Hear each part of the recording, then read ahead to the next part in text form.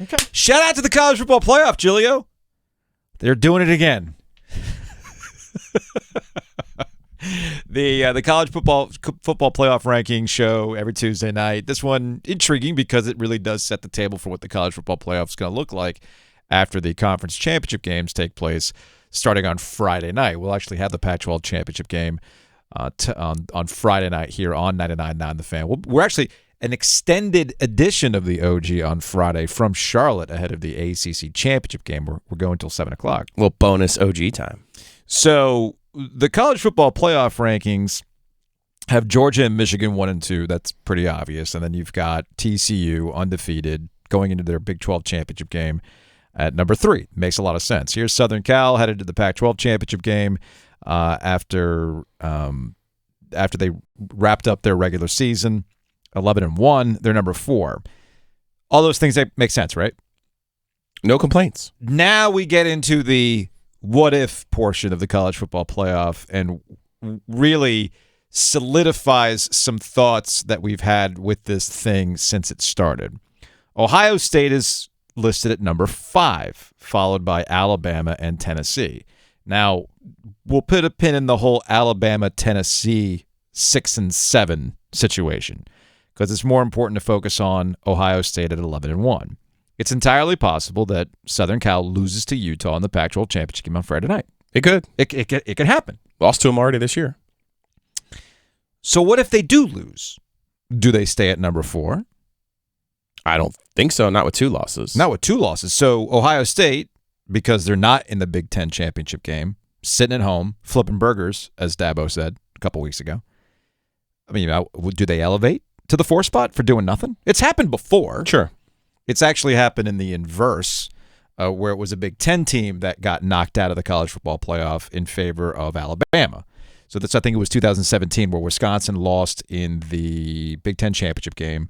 Alabama was sitting at home, not in the SEC championship game, but because Wisconsin lost, Alabama was elevated to the 4 spot by virtue of doing nothing.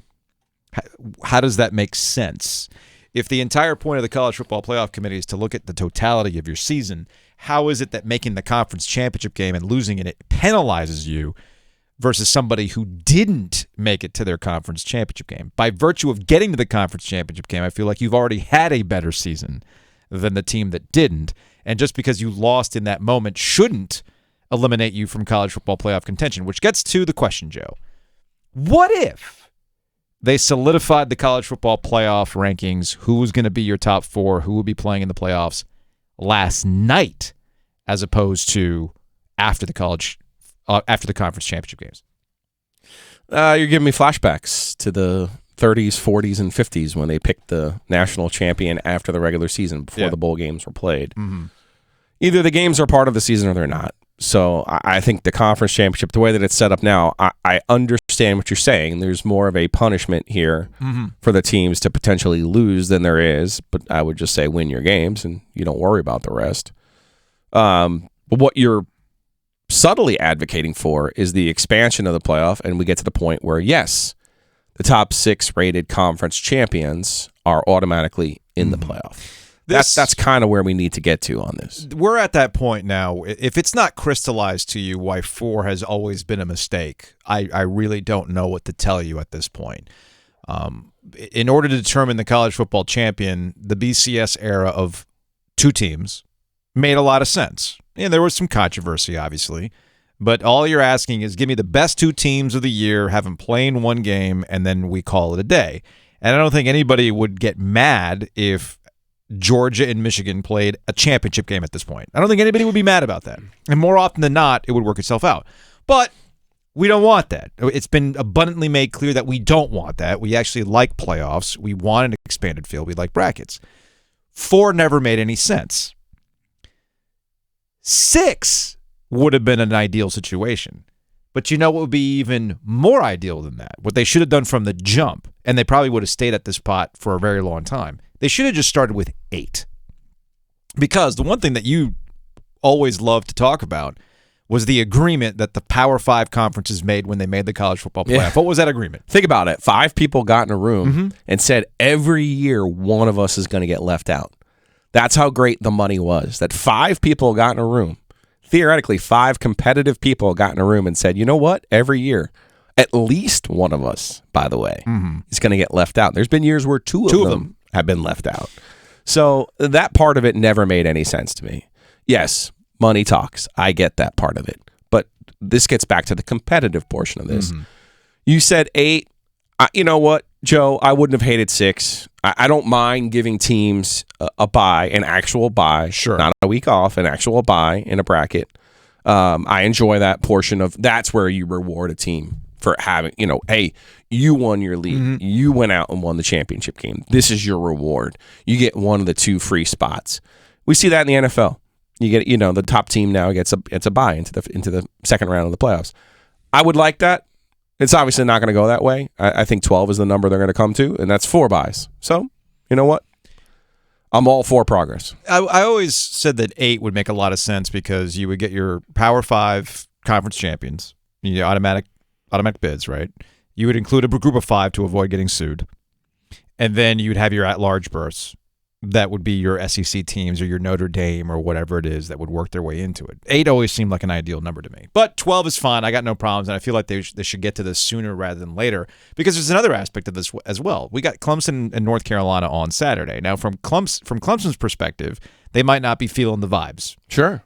From North Carolina's perspective, they absolutely are because there's still some goal for North Carolina to win a conference championship for the first time since 1980. So... But the reason why people are kind of shrugging their shoulders ultimately about this conference championship game is because it has no implications whatsoever. Wouldn't it be interesting if this game meant the winner would end up being in the college football playoff? That would actually make the stakes a lot greater than the conference championship. And we have to kind of unglue ourselves from how we've done things for a very, very long time. And this relates to college basketball as well. I mean, how many times have we talked about the importance of the ACC tournament being diminished every single year? Well, you've absolutely done that in the college football playoff era with your conference championship games, where you are setting games up that mean absolutely nothing. Well, you would do that. You would change it if there was an automatic qualification. Or let's say once they get rid of divisions in the ACC, which is going to happen next year, and you got 2 top teams playing, it could be the difference between home field advantage and not. Yeah. That matters too. And we see again, that first round bye can only go to a conference champion. Yep.